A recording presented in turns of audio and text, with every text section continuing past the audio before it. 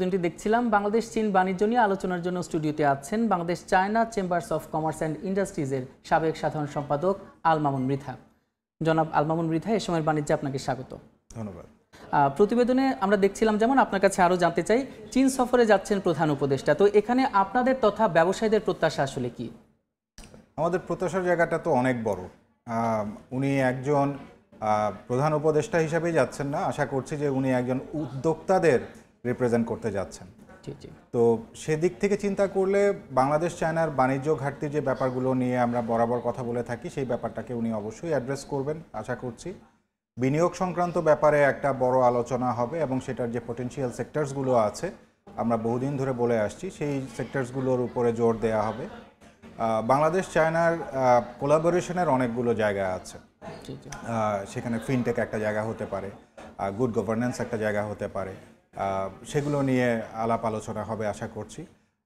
দেখেন, আমাদের হেলথ সেক্টরটা একটা অনেক বড় সেক্টর এবং এই সেক্টরে ইকুইপমেন্টসের চীন অলরেডি লিড করছে, কিন্তু এখনও পর্যন্ত আমাদের যে বাণিজ্যিক হসপিটালগুলো আছে সেখানে এখনও পর্যন্ত আমরা চীনের কোনো বিনিয়োগ পাইনি। তো আশা করছি যে এই ব্যাপারগুলো নিয়েও কথা হবে। ব্লু ইকোনমিতে একটা অপার সম্ভাবনা আছে বাংলাদেশের জন্য, তো সেই ব্যাপারগুলো নিয়েও উনি অ্যাড্রেস করবেন। সাস্টেনেবল ডেভেলপমেন্ট বলতে আমরা যেটা বুঝি, সেই জায়গা নিয়েই কথা হবে, কারণ আমাদের প্রধান উপদেষ্টা সাস্টেনেবল ডেভেলপমেন্টের একজন বড় প্রমোটার সারা পৃথিবীব্যাপী।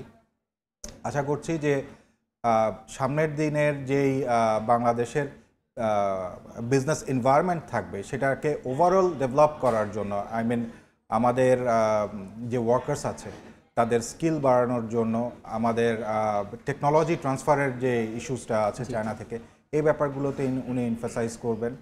আমাদের বিশ্ব দরবারে বাংলাদেশকে ব্র্যান্ডিংয়ের জন্য যে ধরনের হেল্পগুলো দরকার হয়, আশা করছি যে উনি এই ব্যাপারগুলো নিয়েও কথা বলবেন এবং বিভিন্ন ফোরামে চীন যাতে বরাবরের মতো বাংলাদেশের পাশে থাকে সেই ব্যাপারগুলোকে অ্যাড্রেস করবেন। এই তো জনাব মামুন, দেখা যাচ্ছে যে আমরা যদি এই অবস্থানে দাঁড়িয়ে বলি, শতভাগ শুল্কমুক্ত সুবিধা পাওয়ার পরও বাংলাদেশ খুব একটা সুবিধা করতে পারছে না চীনের বাজারে। কেন করতে পারছে না বলে আপনার মনে হয়? দেখুন, চীন পৃথিবীর অন্যতম বড় বাজার এবং ওখানে খুব ইন্টেন্স কম্পিটিশন হয়। সারা পৃথিবীর যত বড় বড় ব্র্যান্ডগুলো আছে তারা চায় যে চীনের বাজারে তাদের একটা বড় অংশ ধরে রাখতে।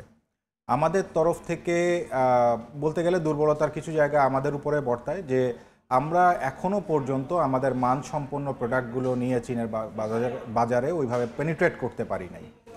আর বিভিন্ন রকমের এক্সিবিশন হয়, বিভিন্ন রকমের উদ্যোগ নেওয়া হয় যাতে করে ওদের সাপ্লাই চ্যানেল আমরা পেনিট্রেট করতে পারি, ওদের ই কমার্সে আমরা ইনক্লুড হতে পারি। সেই সব ব্যাপারগুলো নিয়ে কথা হচ্ছে, প্রগ্রেসটা খুব অল্প হচ্ছে। তো আমরা কিছু সমন্বিত পদক্ষেপ নিব আশা করছি। তো সামনের দিনে হয়তো আমরা দেখতে পাবো যে আপনি বলছিলেন যে সরকারের কোন কোন বিষয় নিয়ে কথা বলতে পারে, তো আপনার কি মনে হয় এই আলোচনাটা কতটুকু ফলপ্রসূ হবে এবং বাংলাদেশের পক্ষে কোন কোন বিষয় দেখা যাচ্ছে যে একটা পজিটিভ সিগন্যাল আসার সম্ভাবনা রয়েছে? আমরা তো খুব আশাবাদী, যে কারণ প্রধান উপদেষ্টা বিভিন্ন গ্লোবাল ফোরামে এর আগেও যখন বাংলাদেশের সাথে কথা বলেছেন, উনি উনার প্রতিষ্ঠানের পক্ষে বা গ্লোবালি যেসব ব্যাপারগুলোকে উনি অ্যাড্রেস করতে চান সেগুলো কিন্তু আমরা দেখেছি যে গ্লোবালি অ্যাকসেপ্টেড হয়েছে। সো চীনে এই ব্যাপারগুলো নিয়ে কথা বলবেন, and he is an excellent negotiator. So আমরা অন্যান্য যে কোনো ভিজিটের চেয়ে এই ভিজিটটা নিয়ে খুব আশান্বিত হয়ে আছি এবং আশা করছি যে সামনে এটা বাংলাদেশের জন্য ভালো কিছু একটা নিয়ে আসবে, এবং চীনের রাষ্ট্রদূতও কিন্তু তাই বললেন। জি, আচ্ছা, যে চীনা বিনিয়োগকারীদের আমাদের দেশে আনার জন্য কি কি উদ্যোগ নেওয়া দরকার, আর এ ব্যাপারে দেখা যাচ্ছে আপনাদের যে চেম্বারগুলো আসলে এই বিষয়ে কতটুকু কাজ করছে? দেখুন, চীনের প্রাইভেট সেক্টরে যেই আমরা ইনভেস্টমেন্টটা দেখছি সেক্ষেত্রে কিন্তু বাংলাদেশ চায়না চেম্বারের একটা বড় ভূমিকা বরাবরই ছিল।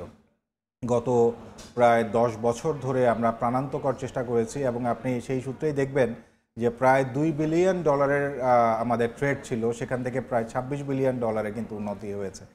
এটার পেছনে বাংলাদেশ চায়না চেম্বারের একটা বড় ভূমিকা ছিল, কিন্তু এখনও আমরা বেশ কিছু চ্যালেঞ্জের মধ্যে দিয়ে যাচ্ছি এবং সেগুলো নিয়ে আমরা গত 10 বছর ধরে খুব ভাইব্রেন্টলি কথা বলছি। কিছুটা উন্নতি হয়েছে, কিন্তু আরও উন্নতি দরকার। কি সেটা?